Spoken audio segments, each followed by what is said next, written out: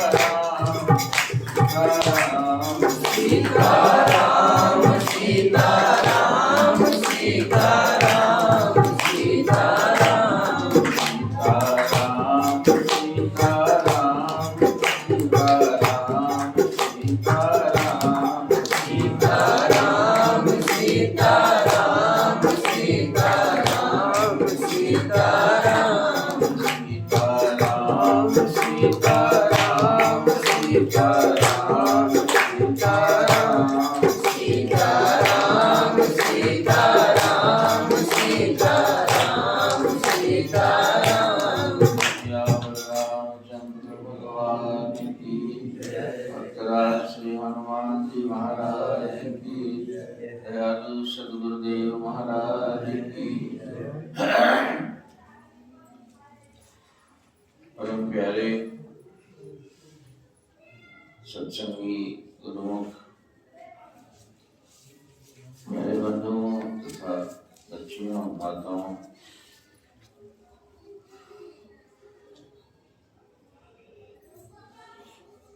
सत्संग की कक्षा में अनेक प्रकार के हम भजन गाते हैं, सुनते हैं,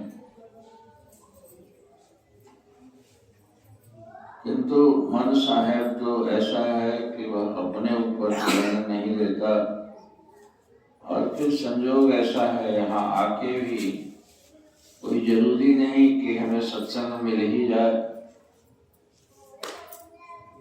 एक बार कोई भागवत कथाकार सुना रहे थे, कोई आदमी छुट्टी लेके हरिद्वार गया कि कोई अच्छा सा भागवत कथा हो रही है, सुनेंगे।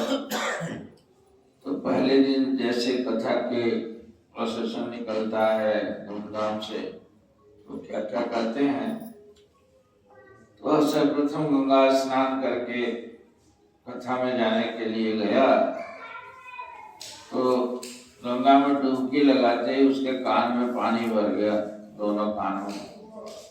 अब धप धप करे, आवाज सुनाई ही न पड़े उसे। लाख प्रयास किया, ऐसे ही होता रहा। और प्रतिदिन कथा में जाता तो था, लेकिन सुनाई कुछ पड़ता नहीं। एक दिन, 2 दिन, 4 दिन, 5 दिन, 7 दिन कथा हुई और केवल जाके बैठता था, उसे कुछ सुनाई पड़ता नहीं था। 7वें दिन जब प्रोसेसन निकलने लगा, जुलूस निकल के उसकी पूर्णाहुति होने लगी, तो बगल में किसी ने जोर से पटाखा छोड़ा और पटाखा छोड़ने से वो बुलबुले जैसा पानी में भरा हुआ था, वो बुलबुला फट गया, पानी निकल के बह गया और फिर सुनाई पड़ने लगा। और 7 दिन कथा सुनने गया था तो 7 दिन नहीं सुनाई पड़ा। अंतिम दिन 7 दिन के बाद में वो ऐसे हो गया। तो गया था सत्संग सुनने के लिए और उसे भी उससे वंचित रहना पड़ा। उसी प्रकार के सत्संग की कक्षा में आते हैं, मौका देना चाहिए कि इन भजनों के बोल, भजनों के स्वर, भजनों की भावना हमारे मन पर पड़े। उस मन को ही सुधारने के लिए हम यहाँ आते हैं। मन प्रपंची है, मन सांसारिक है, उस पे भगवान का रंग चढ़ाना है। और इसके लिए भांति भांति से विनती प्रार्थनाएं बनी हुई हैं, गाते हैं, लेकिन उसका अर्थ समझ के नहीं गाते। वो अर्थ अपने ऊपर लगने नहीं देते। भजनों के बोल में दया नहीं छिपा होता है। बड़े बड़े संतों ने भी इस मन से परेशान होकर कहा, मोसे कौन कुटिल खल कामी, जही तन दियो ताहि बिसरायो, ऐसो नमक हरामी। सूर का है शायद, वे कहते हैं कि मुझे से ज्यादा कुटिल, खल और कामी कोई होगा नहीं संसार में। कारण कि ये जहितन दियो ताहि बिसरायो, जिन्होंने स्तन दिया उनको बिसरा दिया हमने। जिस भगवान की कृपा से जिस पंच तत्व द्वारा हमारे शरीर की निर्मित हुई है, जो क्षितिजल पावक गगन समीर, ये तो भगवान का दिया हुआ है। तो उन्होंने दिया इस तन को और इसको, उनको भूल के रहते हैं। बाकी सब कुछ याद रहता है, भगवान याद नहीं रहते हैं। तो जहितन दियो ताहि बिसरायो, ऐसो नमक हरामी, ऐसे नमक हरामी कह रहा हूँ। तो इतने बड़े संत इस तरह से कहा उन्होंने। बड़े बड़े संतों की यही परिभाषा हुई। जब चित्त में सुधार आने लगता है साधक को, तो उसका लक्षण ये कि उसे अपना दुर्गुण दिखाई पड़ने लगता है। जब साधना में हृदय साफ होने लगता है, तो जैसे आप पानी को ले लो, पानी के ऊपर में एकदम बिल्कुल निर्मल पानी होता है तालाब में, सरोवर में, उसको सफाई करने के लिए देहातों में उड़ाह किया जाता था। उड़ाह का मतलब उसमें घुस के और उसके सड़ाल को ऐसे ऐसे जोड़ दिया जाता था और पूरे पानी में फैल जाता था। फिर उसको किसी किसी तरीके से उसको खींच के बाहर कर दिया जाता था, और फिर निर्मल पानी जब निकलता था तो साफ होता था। तो उसको सफाई करने के लिए चले थे और ज्यादा गंदा कर दिया, लेकिन नहीं, पूरे ही पुनः से उसको साफ करने के लिए इंतजाम कर दिया गया। उसी तरह से साधना में जब बड़ी ऊंचाइयां होती हैं, हृदय जब साफ होने लगता है, तो उसका ये भी लक्षण है, उसे दुर्गुण दिखाई पड़ता है। बड़े बड़े संतों ने अपने दुर्गुण को कितना जाहिर किया। गोस्वामी तुलसीदास को उस आधी रात में उनकी पत्नी ने ताना दिया और उससे साधु बन गए। तो पत्नी किसी को, हर किसी को ताना देती है, झगड़ा करती है, तो कहते हैं कि अपना हारा हुआ और पत्नी का मारा हुआ, नहीं नहीं कहा जाता है। लेकिन तुलसी ने तो कह दिया। हम आप जाने कैसे उस रात के, जबकि उन दोनों का झगड़ा था, और उन्होंने पूरी डिक्लेयर कर दिया साधु होने के बाद कि मैंने चाखा राम रस पत्नी के उपदेश, पत्नी के उपदेश। अब किसी गुरु और संत को नहीं कहते हैं, उसी ने कहा कि हाड़ चांद की दे जो तामे ऐसी प्रीत, होती जो रघुनाथ से तो न हो तो भवभीत। कहा कि हाड़ चांद के देह के लिए इतने पागल हो गए हो तुम, आधी रात में लाज नहीं लगी। कल ही तो मैं आई हूँ विदा होके वहां से मायके, और आगे रात में तो सुना जाता है कि जब पता नहीं मुर्दा बहता हुआ जा रहा था तो उस पर चढ़ के पार हो गए, और वहां सांप लटका हुआ था, तो सांप को पकड़ के छप्पर फाड़ के नीचे कूद पड़े। उसने कहा कि हे भगवान, ये हमारे घर वाले देखेंगे तो कहीं कितना पागल है इसका पति, और कल तो मैं मुंह दिखाने लायक नहीं रहूंगी। अब वो करे तो क्या करे बेचारे, रात में आ तो गए ये पागलनाथ। तो उनको ताना दिया कि क्या मिला इस हाड़ चाम के चलते, और ऐसी प्रीति यदि रघुनाथ से होती, भगवान से प्रेम करने के लिए पागलपन दिखाए होते, तो संसार का भव का बंधन, भव का शोक खत्म हो जाता आपका। और वो कहना था, और तुरंत ही कहने लगे ठीक है माता, तूने अच्छा उपदेश दिया, और अब भव भीत को खत्म करने के लिए अब रघुवीर से, रघुनाथ से ही प्रीति करूंगा। और फिर तुलसी तुलसी बन गए। तो इस तरह से उन बड़ों ने इसे इन कमियों को छिपाया। कमियां जाहिर होने लगती हैं, अपने दुर्गुण दिखाई पड़ने लगते हैं। दिखाई पड़ेगा अपने रोग को, तभी तो उसके उपचार के लिए सदगुरु से, संत से जाकर कहेगा कि हे महाराज, मेरा मन बड़ा दोषी है, बड़ा पापी है, ये भजन में नहीं लगता है, ये ठगी करता है, अपने पूजा का बखान तो हम कर लेते हैं, अपने दुर्गुण का बखान नहीं करते हैं। ये बड़ा लालची भी है, ये बड़ा कामी भी है, बड़ा आलसी भी है, ऐसा कोई पुजारी नहीं कहता, ऐसा कोई पूजा करने वाला नहीं कहता है। तो ऐसे बाह्य पूजा करते हैं, वो कहते हैं कि मैं पूजा भी करता हूँ।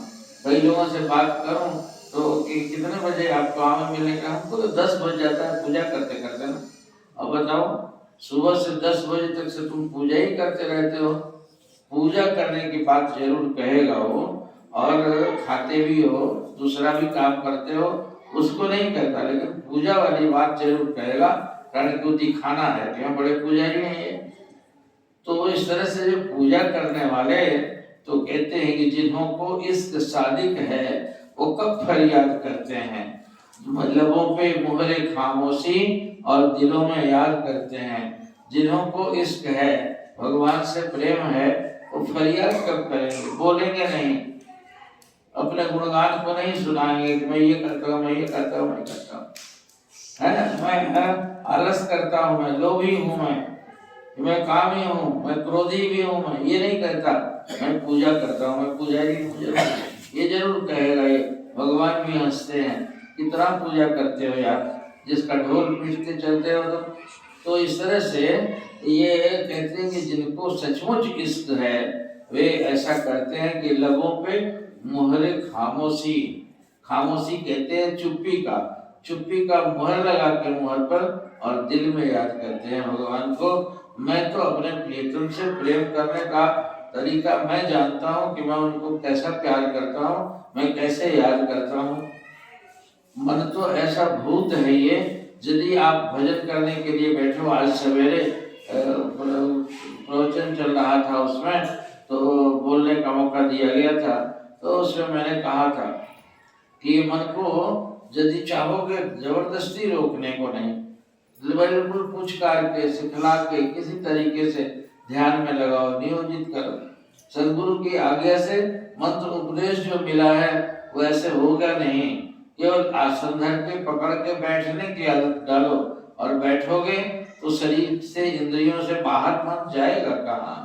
ये तो स्थिर करके शरीर को, ये हमारे बस में है, इसको बैठूंगा इतने पर्टिकुलर टाइम में, हम बैठूंगा और बैठ के आसन लगा के, मैं कुछ नहीं आएगा, मन इधर उधर भागेगा, भागता है तो भागन दे, दृढ़ कर राख शरीर को दृढ़ करके आसनबद्ध होके एक नियम से बैठूंगा तो बड़े लंबे काल तक कभी ना कभी तो ये काबू में आ जाएगा और भजन का आनंद लेने लगेगा।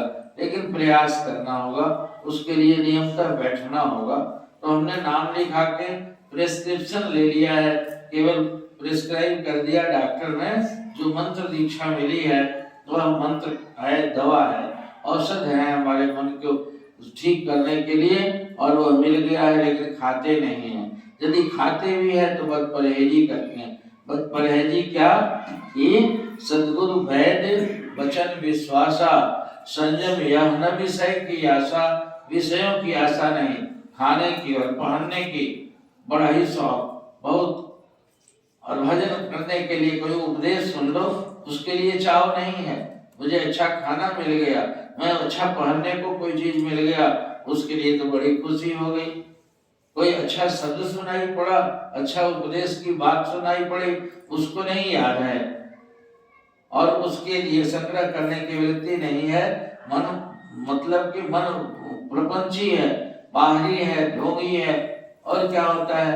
इसलिए इसी को सुधारना अच्छी बातों में कहते हैं कि सदगुरु वैद्य वचन विश्वासा, उनके वचनों पर विश्वास हो, और संयम कहते हैं परहेज को। परहेज जैसे दवा इतना चीज खाना, लेकिन ये परहेज करना, तो संयम यह क्या, विषय की आशा छोड़ दो। विषय 5 हैं, शब्द, रूप, रस, गंध और स्पर्श, इनकी आशा छोड़ दो। इनका लोभ जो बचा हुआ है, इनके प्रति निरंतर चाव जो बना हुआ है, उसको कम कर लो, तो विषय की आशा छोड़ दो।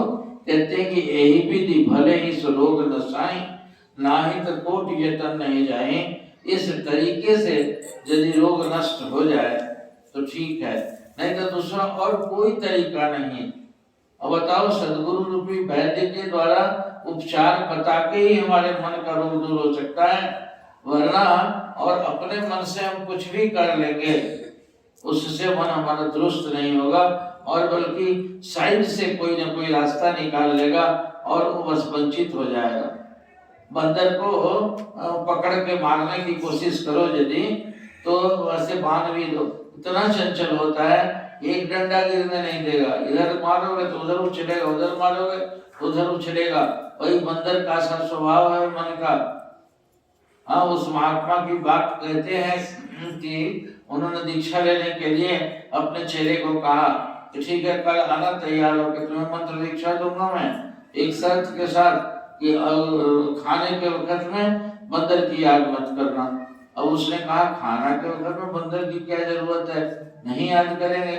लगता है गुरुजी ने टाल दिया हो, और घर जाके कहा कि आज मंत्र देने के लिए चाहा था, लेकिन उनको इच्छा नहीं होगी, इसलिए उन्होंने कह दिया कि बंदर की याद मत करना।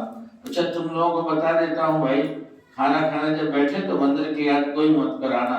हनुमान जी का फोटो भी हटा दिया, इधर उधर सब कर दिया, और बैठा।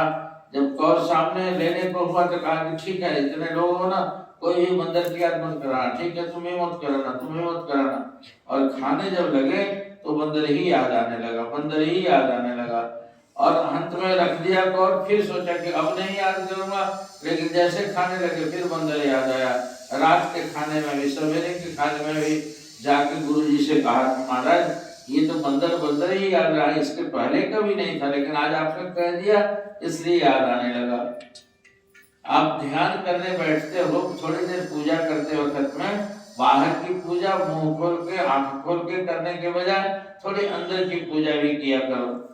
अंदर की पूजा जो सिखाई गई है दीक्षा के समय में, ऐसे बैठ करके धीरे धीरे अपने स्वरूप को देखना होता है कि हम कौन हैं, हम कैसे हैं, हमारा मन कहाँ कहाँ जाता है, इसको वाच करो।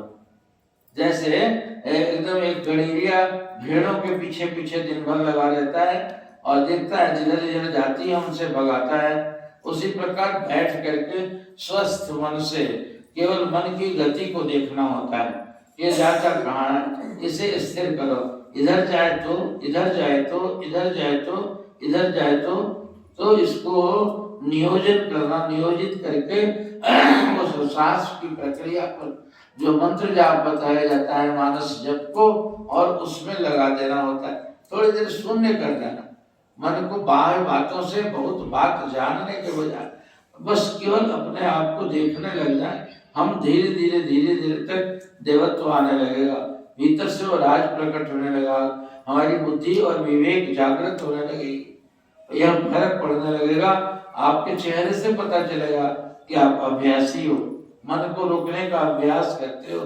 इसलिए एकांत समय में सुबह या शाम जब कभी मिले, बैठ के आसन बांध के आदमी को आंख मूंद करके पूजा करने का मानस पूजा कहते हैं, सबसे उत्तम पूजा है। बाहर की पूजा में तो हम नहाए नहीं, हम टीका नहीं लगाए, हम माला नहीं पहने, हम ये नहीं किए, हम आसनी नहीं लाए, ये सब जुगाड़ करने की जरूरत है। और अंदर की पूजा में इसकी कोई आवश्यकता नहीं है। मन तो हरदम ही भीतर भीतर भीतर भीतर से है। और उस सांस पर मैं गुरु महाराज जी के पास में जब गया था तो गुरु महाराज जी ने पूछा हमसे, बच्चे थे हम उस समय, तो पढ़ने लिखने में तेज से, इसलिए उन्होंने सुन रखा था। कहा कि अच्छा बताओ, है माला फेरत जुग गया और मिटा न मन का फेर, कर का माला डाल के और मन का फेर, इसका अर्थ बताओ। तो अर्थ तो पहले किताबों में होता था, कबीर का, सूर का, सबका, तो उसे पढ़ा होगा। मैंने कहा कि माला फेरत जुग गया, माला फिरते फिरते तब माला घिस गई, मन नहीं घिसा, तो माला फेरत जुग गया, लेकिन मन का फेरना, मन का फेरा जो है, फितरत जो है, इसका खत्म नहीं हुआ। तो इसको फेंक दो, बाहर की माला को, और कर का मन का, कर करते हैं हाथ का, हाथ का माला डाल दो और मन का फेर। भीतर मन का कहते हैं दाना को, और मन का मतलब अपने मन का दाना फेरो। तो ये उन्होंने पूछा तो मैंने जैसे तैसे बता दिया, तो हंसने लगे, कहने लगे तो ये मन का कैसे फेरा जाता है। मैंने कहा मुझे ये तो मालूम नहीं, सब शाब्दिक अर्थ तो मैंने बता दिया, तो ये मन का फेरने के लिए मैं अब बताता हूँ।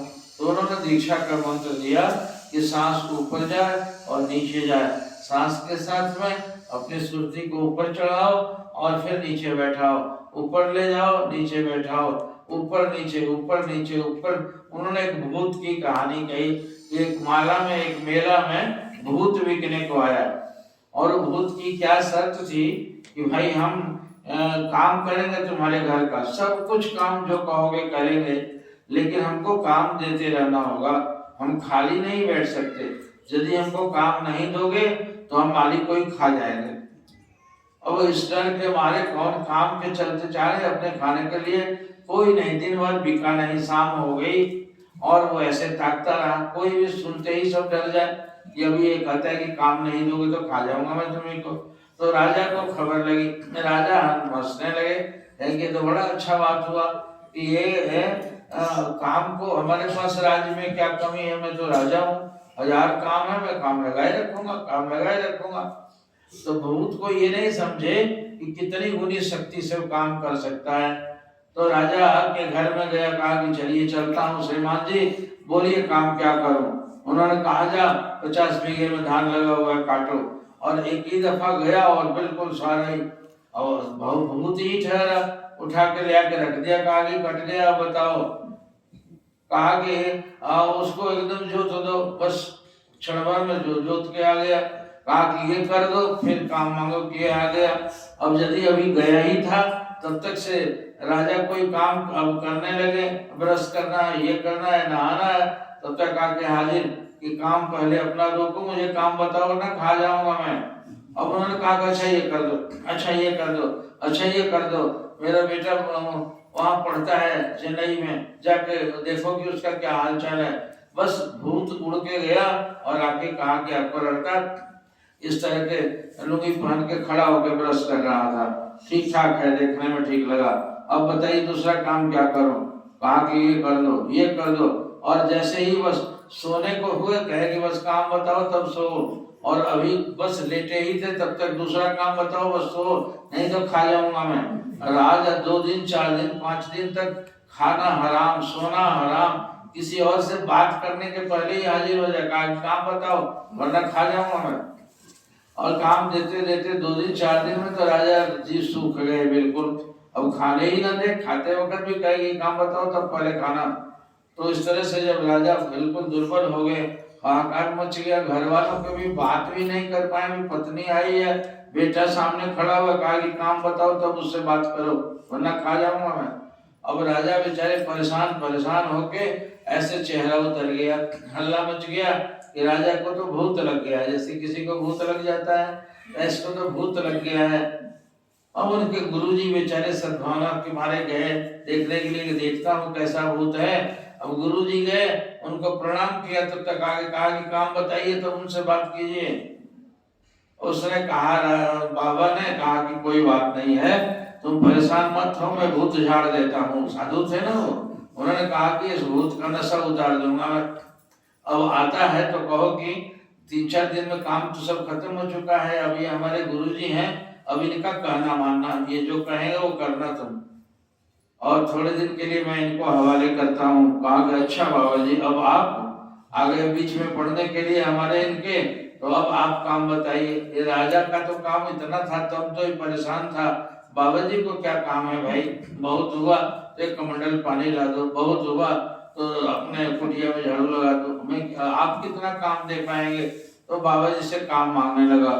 बाबा ने कहा कि एक गोला लट्ठा सा ले आओ, लकड़ी का बड़ा सा कुंदा।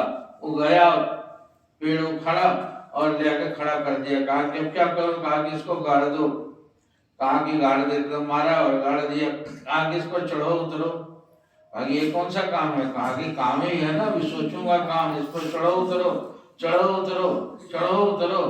कहा कि अच्छा, फुदक के ऊपर जाए तो ऊपर अभी तो चढ़े हो, फिर उतरना बाकी है, फिर उतरो, उतर जाए तो चढ़ना बाकी है, चढ़ जाए तो उतरना बाकी है, ऊपर नीचे कहा, अरे बाबा दूसरा काम बताओ ना। कहा कि इसको पहले फिनिश करो ना, अभी तो आधा ही कर पा रहे हो। एक बार चढ़े तो दूसरा खाली, दूसरा चढ़े तो तीसरा पहला खाली, और इसी प्रकार ऊपर नीचे चढ़ते उतरते अभी 2 दिन 4 दिन तक इसी तरह करते रहो, जब तक काम नहीं। हम राजा से विमर्श करें, जब काम खोजा जाएगा तब करना, तब तक चढ़ो उतरो। शाम होते तक हालत खराब हो गई बेचारे की। कैसे राजा की हालत खराब थी, वैसे चढ़ते उतरते उसकी हालत खराब। 1 दिन 2 दिन तक खूब चढ़ा उतरा, सारे लोग तमाशा देख रहे हैं कि बड़ा परेशान किया था। अब तो चढ़ो उतरो करते हाथ जोड़ा कि बाबा क्षमा करो, मर जाऊंगा मैं। कहा तुम मर जाओगे तो मैं मरूं तुम्हारे चलते, इसलिए अभी तो ऐसे ही करते रहो। कहा कि क्यों जान छोड़ दीजिए। जला गिड़गिड़ाने तो कहे कि चुपचाप बैठे रहना, और केवल काम नहीं मिलेगा तो खा जाऊंगा, ये शर्त अपनी वापस ले लो। फिर काम देता रहूंगा तो काम करना, और लेकिन काम नहीं होगा तो ये वादा करो कि खाने वाली शर्त हटा दो।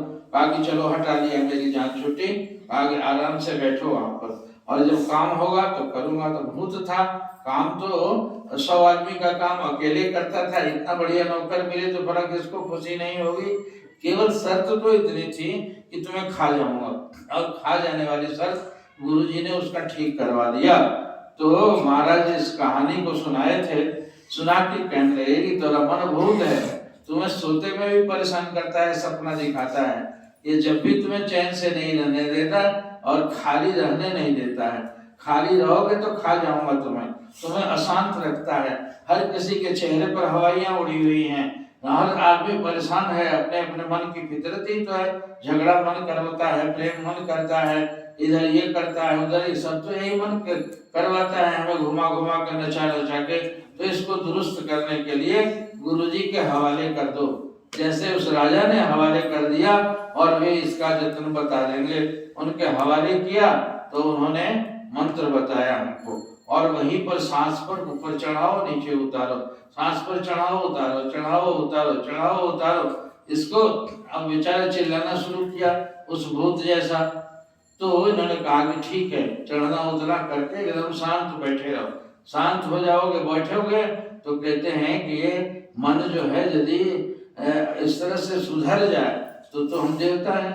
मन बिगड़ा हुआ है इसीलिए तो हम राक्षस बने हुए हैं, मन बिगड़ा हुआ है इसीलिए तो हम अशांत बने हुए हैं। बड़ा आनंद कन के ईश्वर अंश जीव अविनाशी, चेतन अमल सहज सुख राशि। कहते हैं कि ईश्वर का अंश है ये जीव जो है, और क्या है, चेतन है और अचेतन अमल है, मलहीन है, इसके चित्त में कोई मल नहीं व्यापता, और सहज सुख राशि है। सहज सुख का खान मतलब अपने आप में, जैसे हवा में शीतलता सहज है, जैसे पानी में प्रवाह सहज है, इस तरह से ये सहज सुख का खान है। और ये दुख का खान क्यों बना हुआ है? जिस किसी को मिलो तो मिलते ही अपना दुख ही सुनाना शुरू करता है। कोई आदमी ऐसा मिलता है, अरे हम तो बड़े आनंदित हैं, बहुत खुश है, ऐसा नहीं कहता है। नहीं तो देह का सुख, परिवार का सुख, समाज का सुख, और ये घाटा, ये चीज में ऐसी परेशानी वैसी परेशानी, हर किसी के चेहरे पर हवाई उड़ी है इस मन की फितरत से। तो उन्होंने बताया कि इस मन को सुधार लो, यदि जप करोगे तो कहते हैं कि अजपा नाम गायत्री मुनि नाम मोक्षदायिनी। कहते हैं ये अजपा गायत्री कहते हैं इसे, गायत्री मंत्र जैसे जनेऊ पर जपा जाता है, तो ये भीतर के सांसों के जनेऊ पर अजपा रूपी जप, जो बिना जपे जो होता है बिना सब सदा जो आप होता है, और उसमें जप करते करते करते करते वृत्ति ऐसी हो जाती है कि ये सबसे बड़ा। देखो मुंह से यदि हम जपते हैं तो वाचक मंत्र एक मुंह एक अंग ही करता है, और यदि सांस से जपते हैं तो प्राण जो है हमारे जितने 72 करोड़ रोमकूप हैं आदमी के शरीर में, और उतने रोम से सांस जाता है उतने रोम से आता है। हमारे अंदर में ऐसी व्यवस्था बनाई, एकदम फुली एयर कंडीशन है सेंट्रली। इस तरह से शरीर को भगवान ने बनाया है, जितने रोमकूप हैं उतनों से शरीर से प्राण जाता है और आता है। तो एक सांस यदि अजपा का लेते हैं तो कहते हैं कि कोटि 72 जाप जवानी तुलयताय कहे मुनि ज्ञानी। इस अजपा की महिमा गाते गाते कबीर इत्यादि बड़े संतों ने कहा है कि 72 करोड़ जप यदि करेगा आदमी और एक बार जबान से करेगा, दोनों के बराबर होगा, बल्कि उसका ज्यादा ऊंचा दाम। इसलिए उस अजपा जाप को कहा। बाहर की पूजा से, कीर्तन से, तमाम और चीजों से मन सूक्ष्म हो जाता है। आप तीर्थ करते हैं तो यदि शरीर में ताकत है, पॉकेट में पैसा है तो तीर्थ कर लीजिए, और शरीर थक गया, 4 दिन चल नहीं रहा है तो क्या करेंगे?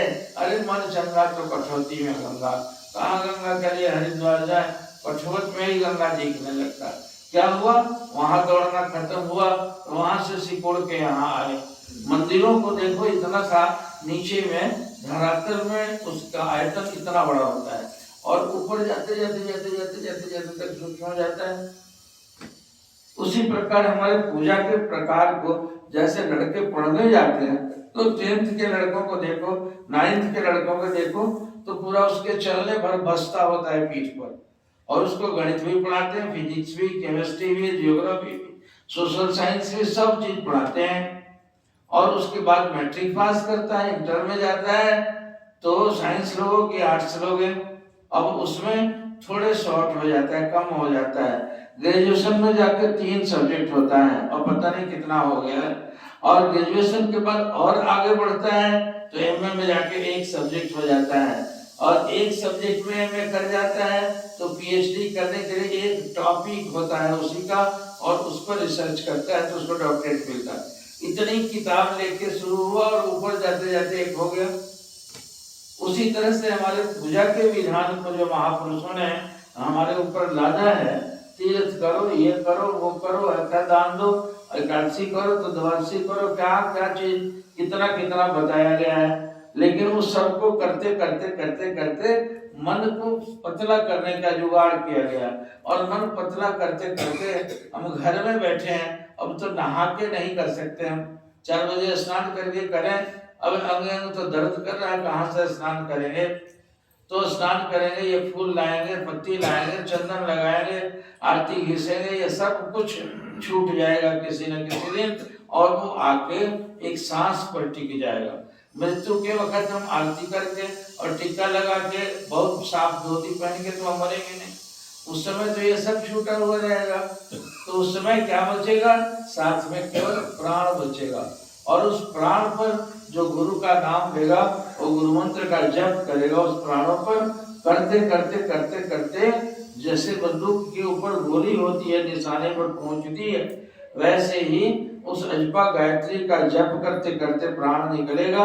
तो प्राण सूक्ष्म होके, संस्कारित होके, पवित्र बन के जाके भगवान के धाम में चला जाएगा। वो बड़े ऊर्ध्व लोकों को जाएगा, वो जैसा जैसी वृत्ति होगी। तो कारण कि जीवन भर तप व्रत जो किए वो निष्फल नहीं गया, उससे धारणा हमारी पवित्र होती गई, और पवित्र होते होते होते होते तक सांस में लग गई।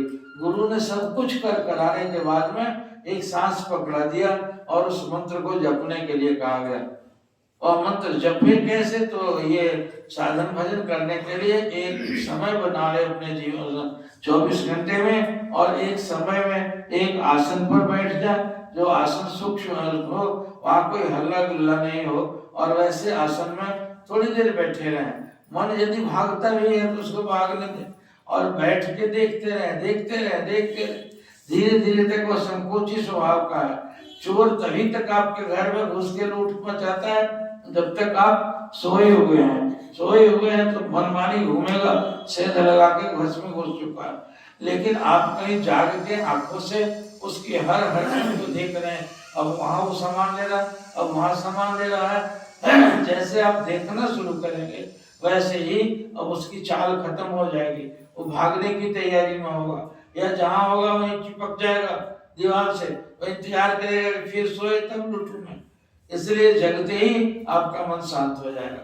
जैसे ही आप जग गए, उसके निरख परख करने लगे, आसन लगा के बैठ के अपने मन को देखना शुरू कर दिए, वह बाहर बाहर गंदी चीजों में भागना छोड़ देगा और वो पतला हो जाएगा। अब आपका कहना मानने लगेगा। वह भूत जो आपको परेशान करते रहता है, वही भूत आनंद भी देगा, परमानंद को प्राप्त कराएगा और भगवान के धाम ले जाएगा। वह मन एवं मनुष्याणाम कारणम बंधन मोक्षयो, बंधन और मोक्ष का कारण आपका मन है। उसको संस्कारित करने के लिए ही ये सब व्यवस्थाएं की गई हैं। गोस्वामी जी ने मानस रोग की चर्चा की है। जितना रोग शरीर में है उससे अधिक रोग हमारे मन में है, और उसको दुरुस्त करने के लिए सद्गुरु रूपी वैद्य मिले। वचनों पर विश्वास करें, उनके विश्वास के साथ में वह उनके बताए हुए नियम के मुताबिक विषयों का सेवन संयम करते हुए आप शांति पूर्वक लगे, एकनिष्ठ होकर लगे। धीरे धीरे मन आपको आनंद से भर देगा, आपको आनंद कंद से मिला देगा और आप बिल्कुल शांत स्वस्थ हो जाएंगे। हमारा चिंतन बिगड़ा हुआ है, इसी को सुधारने के लिए नाना प्रकार के उपाय हैं। ये कीर्तन भजन तमाम चीजें की जाती हैं। उन भजनों के बोल को, भजनों के अर्थ को समझ के अपने आप पर विचार करना चाहिए। आप जो गा के जाते हो, घर में जाके सोचो आज मैंने ये भजन गाया है, और एक एक पंक्ति उसके मन में सोच के कि उसका ये अर्थ होता है, उस अर्थ को अपने ऊपर लागू कीजिए और अपने ऊपर में उसको सोचिए, समझिए कि यह उत्तम चीज है, यह ऐसा होना चाहिए। आपने कहा कि जैसे अभी गाया गया है कि भव सागर पार करैया, और बस भव पार करो मेरी नैया, भगवान से चित्कार करते हैं। तो वह गाना राग के लिए नहीं है, वो हमें सचमुच ही गाना चाहिए। ये भव सागर से पार करने वाले, भव का मतलब होता है भू धातु से बना हुआ है भव। भू कहते हैं होना को भी, भू कहते हैं संसार को भी, और भी चीजों को कहते हैं। भू का और भी कई अर्थ है। तो भव भगवान शिव को भी कहते हैं, इसलिए भव से भवानी बन जाता है। और भू मतलब हमारे कार्यों का जो प्रकार है वो समुद्र जैसा, सागर जैसा है। उसका परिणाम ही हमारे मन पर जो है शुभ अशुभ संस्कारों का खेल जो चल रहा, वह भव सागर जैसा है। और इस सागर से पार कर जाना, उल्लंघन कर जाना, अपने संकल्पों से अतीत हो जाना, उस संकल्पों को निरखने पड़ने की क्षमता प्राप्त करना, ये भव सागर से पार होना कहते हैं। और सद्गुरु उसमें सहायक होते हैं। उनकी कृपा की दुहाई मान मना के सेवा साधन और सत्संग द्वारा उस भव से पार करने के लिए प्रयत्न करना चाहिए। सद्गुरु का सहारा होता है तो उसे आदमी पार कर जाता है, वो परम भक्त बन जाता है, उच्च कोटि का साधक बन जाता है, भीतर में आनंदित होने लगता है। तो ये पद्धति है जो हम यहाँ इस क्लास में सीखते और समझते हैं, उसी के लिए यहाँ आए हैं। गुरुदेव भगवान की शरण गए हुए और अपने नित्य क्रिया में पूजन को, ध्यान को बिल्कुल समन्वित करते हुए आप पवित्र से पवित्र बनते चले। पूर्ण एक सच्चे इंसान के रूप में समाज के सामने एक नमूना पेश हो कि हम सत्संगी हैं और हम गुरुमुख हैं, हम गुरु भक्त हैं। इसका गौरव होना चाहिए आपके अंदर में। तो आप इसको सुधारें और बनावें। गुरुदेव भगवान आपको आशीर्वाद दें। हरि ओम तत्सत। पूरी दयालु सद्गुरुदेव भगवान की